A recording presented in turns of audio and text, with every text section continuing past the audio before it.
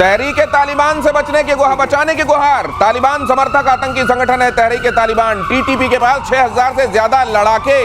ये सबसे चोर दुनिया का जो है वो कह रहा है मेरे घर को चोरी से बचाओ। भाई साहब, तहरीके तालिबान का जो नाम ले रहे हैं हम लोग, उसका पूरा नाम लीजिए। तहरीके तालिबान पाकिस्तान। उसके नाम में ऑफिशियली पाकिस्तान लिखा है, और तहरीके तालिबान जो कि एक टेरर आउटफिट है, जो कि एक आतंकी संगठन है, वो बड़े गर्व से कहता है कि वो पाकिस्तानी है। ठीक है, और उसका काम क्या है, वो चाहता क्या है, वो अटैक क्यों कर रहा है इनके ऊपर?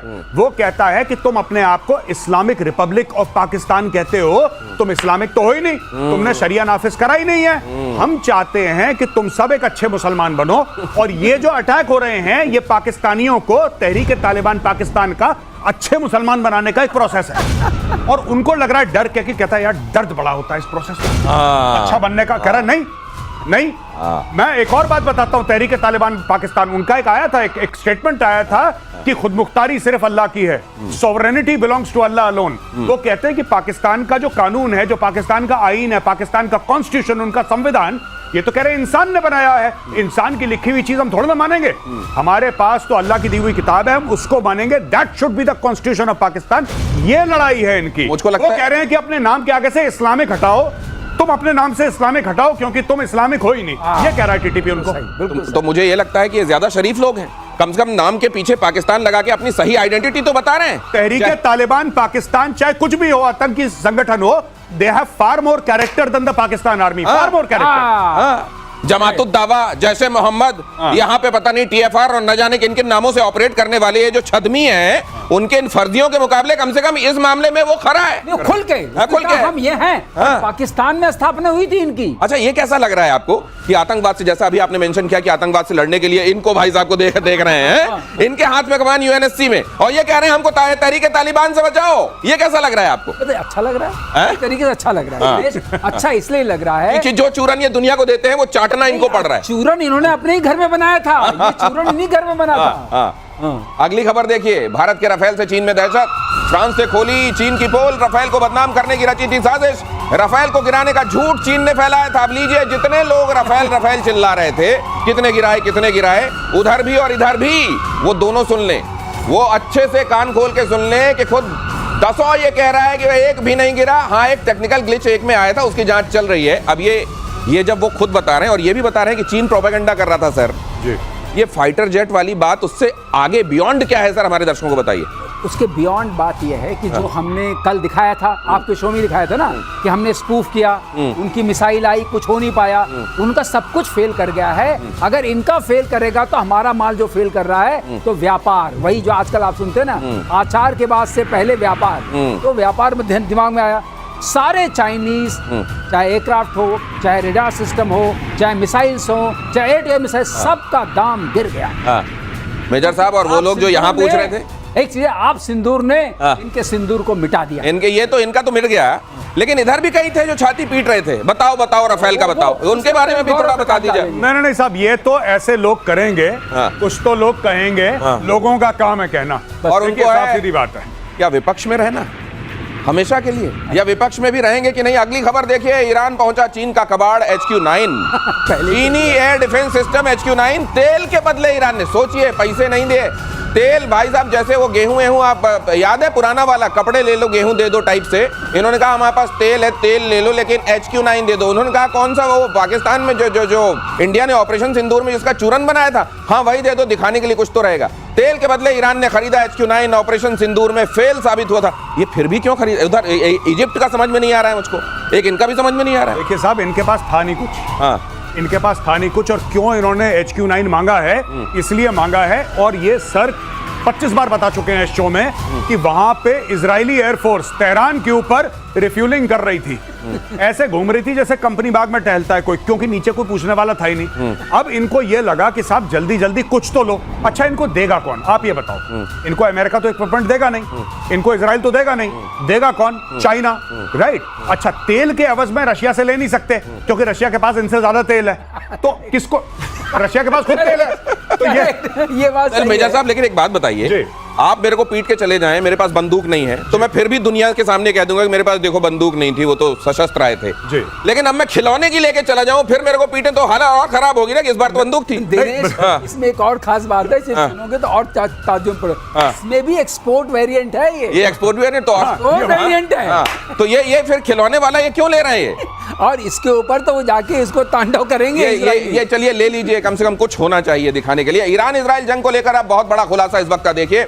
खामेनेई नहीं, पेजेश्कियान थे मोसाद के टारगेट पर। ईरानी राष्ट्रपति मसूद पेजेश्कियान ने खुद किया खुलासा। मसूद पेजेश्कियान ने कहा है हम बातचीत के लिए तैयार, लेकिन अमेरिका पर भरोसा कैसे। अब खुद पेजेश्कियान बता रहे नहीं, टारगेट ऐसा खामेनेई नहीं थे, टारगेट तो अब इसमें भी तो बड़ा बनता है ना आदमी कि टारगेट कौन था।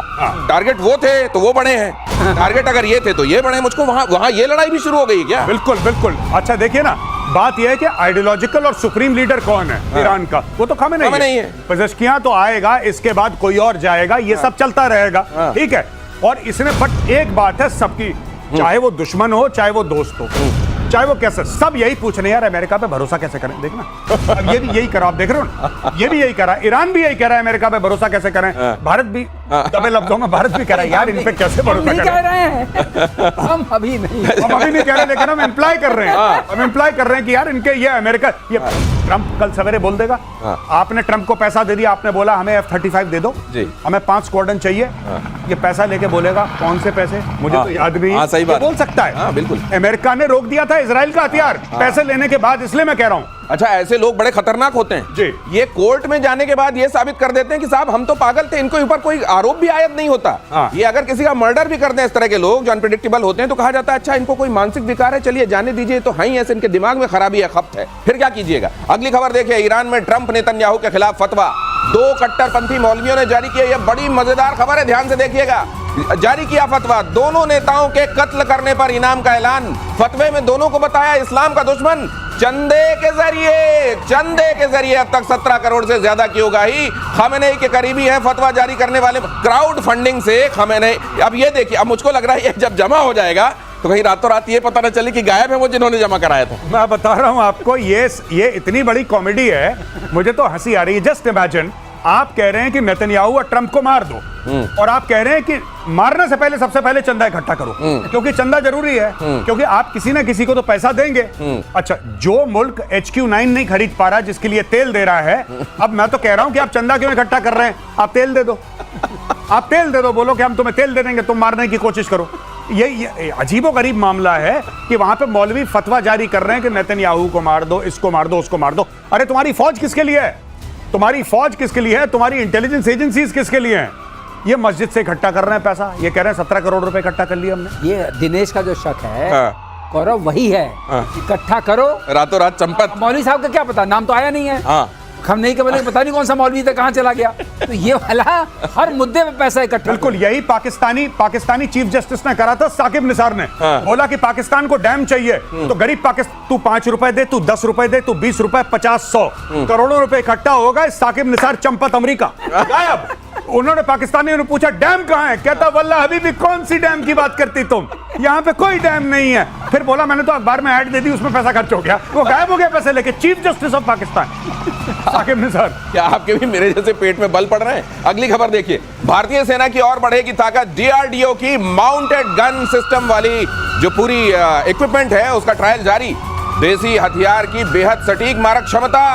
ये देखिए, ये भारत आत्मनिर्भरता की तरफ, और इस तरीके का एग्रेसिव भारत आपने कभी नहीं देखा होगा। आत्मरक्षा को लेके आत्मनिर्भरता, और इतनी आक्रामक आत्मनिर्भरता ये पहले कभी नहीं देखी गई। सर इसका महत्व बताइए आप। तो देखिए, ये मीडियमाइजेशन चल रहा है आर्टिलरी का भारत में, और बड़े एग्रेसिवली चल रहा है, और बोल रहे हैं कि 10 साल के अंदर पूरा मीडियमाइजेशन हो जाएगा, यानी कि 155 mm का जो कैलिबर है, मैं लोगों को आसान शब्दों में जैसे सर कहते हैं सरलीकरण ये है कि बोफोर्स का भी वही कैलिबर है 155 mm। अच्छा 155 इंटू XYZ, इसमें भी कम ज्यादा है, लेकिन इसको करवा रहे हैं, और ये सारी की सारी भारत में बन रही हैं। जो लास्ट हमने वेपन लिया था 155 mm का, जो बाहर से लिया था अमेरिका से, दैट वाज कॉल्ड M777।